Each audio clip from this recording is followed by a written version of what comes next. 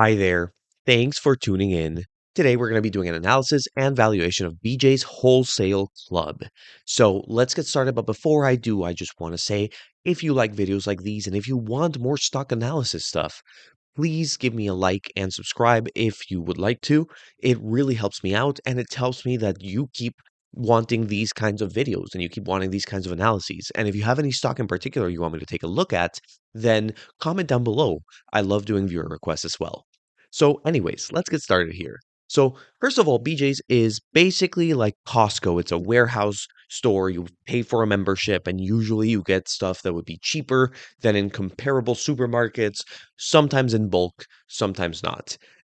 So, here, what they're trying to do in terms of priorities is have loyal members, have a good experience, basically connect that with the online part because their online customers are also more valuable. If you can get me to download an app, I'm more likely to keep coming back to that same store and then growing their footprint as well. So opening more stores actually.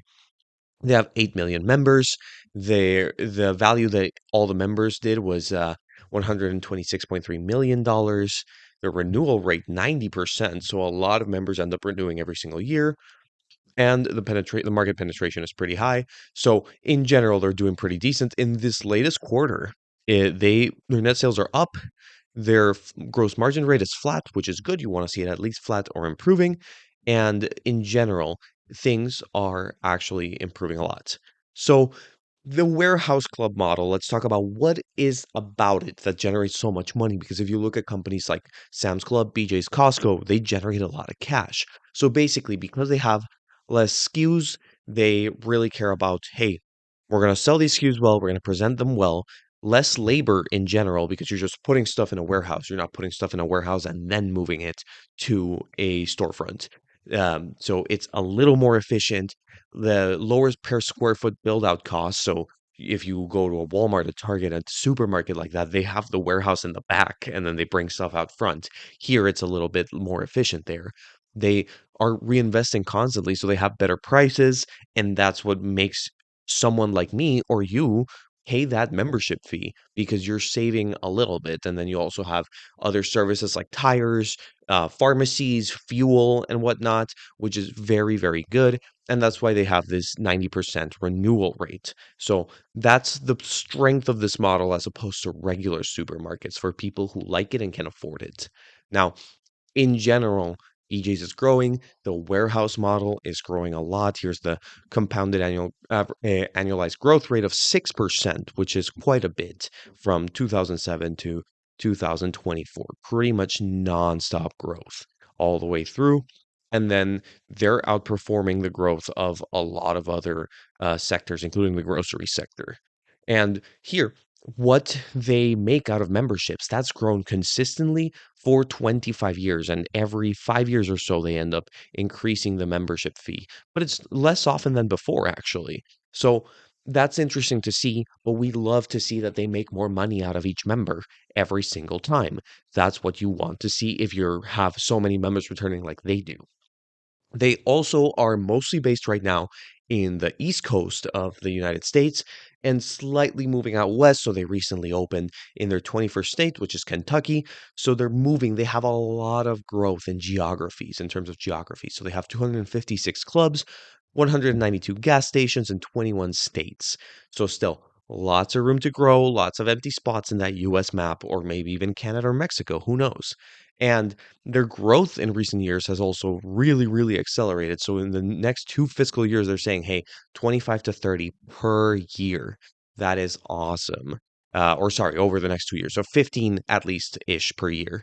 So yeah, lots of growth, lots of exciting stuff there. And their shareholder value is being maximized by reinvesting in the company. Of course, CapEx ramps up, which sure is less free cash flow, but because they're increasing the CapEx spend on purpose here. So we know that at least. They're also maintaining a balance sheet that's pretty deleveraged here. They actually have paid down a lot of debt. that they've been having since 2017, 2018. So that's wonderful. It's 0.5 times EBITDA. So it's very little debt. It's not going to eat into their profit margins as much as with other companies. And then they also do a bunch of share buybacks, which shows confidence. It shows that they think the stock is worthwhile and it's worth returning money through shareholders. They don't pay a dividend. I kind of prefer it this way. So, yeah, just a little bit to look to. The historical perspective here, you'll see pretty great growth rates throughout. Now you're more in the single digits than the double digits, but with the new expansion, with that new capex, you may return to those high single digits. Perhaps that would be wonderful. But what looks very impressive to me is the margins that are growing. Look at the gross margin starting in 16, 17%, and now being consistently that 18% range. So if your gross margin, which usually all this grocery and warehouse business has tight margins, is growing, this is a great sign. Same with operating margins. Look how tight they were before, 1.6%, 1.8%. Now it's more in that 3.9, 4% range. And return on invested capital, how much money you're getting back for what you invest. Look at that from single digits all the way up to double digits, which is wonderful. And if we're comparing it to Costco, which is the biggest competitor and the most well-known one, well, Costco does have a monstrous growth rate, which also has flattened out to single digits recently, although a little higher. Their gross margins are actually worse than the ones at BJ's. BJ's has better gross margins and they have slightly better operating margins, although they had to get there. Costco consistently has these operating margins and is slightly improving them. So also great quality company, especially because of this, because of the return on invested capital, which is bigger than BJ's. So BJ's looks like Costco a couple of years ago, maybe in 2016. That trajectory was there beforehand. So the opportunity here is that you can get into something like Costco, but at an earlier point and gain from all that growth, appreciation, and shareholder returns in the process. So the other thing to note as we were looking at is that their debt position has been reduced a ton. This is wonderful. And this goes into my calculation here. I'm going to do a discounted cash flow model using free cash flow to equity. So what I'm doing here is I'm grabbing the historical free cash flow. How much percentage of revenue is that? Usually it's around 2%, 2.5%. And then I'm going to start growing that free cash flow by however much revenue is going to grow. I'm going to say it's going to grow in that 4% range.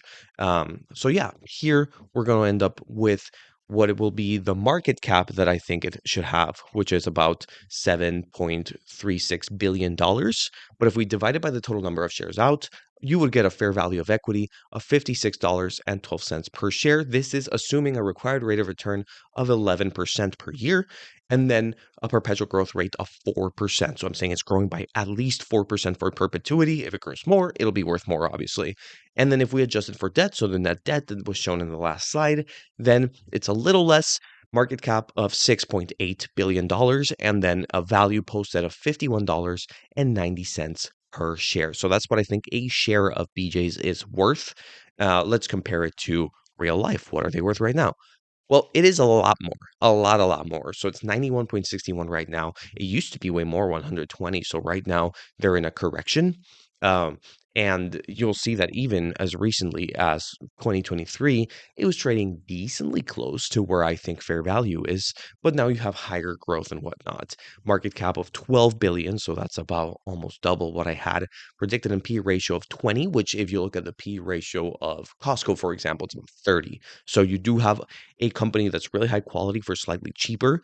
Although, is this cheap enough for you? Well, let's talk about it in summary. I like pretty much everything here except the valuation. The margins are better than Costco. The ROIC is growing nicely. If they can continue improving in all of that, as well as obviously expanding, this would be wonderful. Expansion into the new geographies is could prove very fruitful, especially if they can keep those efficiencies going. And here's something else to note. Input costs right now with things like tariffs are rising, with things like inflation are rising. And yet, if you manage to keep your margins steady or improving when input costs are rising, if they fall or at least stay consistent, you get to keep those improvements. That's wonderful. You even have reasonable debt levels and lots of buybacks plus reinvestment into growth. So it unlocks further value in the future. And yet the price is quite steep. Is this a great company at a fair price? It's at the very least a great buy at the first sign of a correction, a 20% correction. I feel like I would buy it, because I like the business. And in general, what I want to leave you here with is remember you're owning a business. Don't treat it like, oh, this stock that I'm playing into. No, you're buying a business. Do you like the business? Do you like how it makes money? Do you like its growth prospects and the story there? The story here is a warehouse club that could be like Costco was many years ago, that still has plenty of room to expand and to grow in different geographies and to become more efficient in their return on invested capital. And that should give you a really high return. Now, is that worth the price you will currently pay? That is for you to decide. But to me personally, it's at the very least very interesting if it corrects another 20%, for example. Now, I hope you learned something. It was really fun to do this analysis. With that said, once again, don't forget to like and subscribe if you enjoyed this, and I wish you a great rest of your day.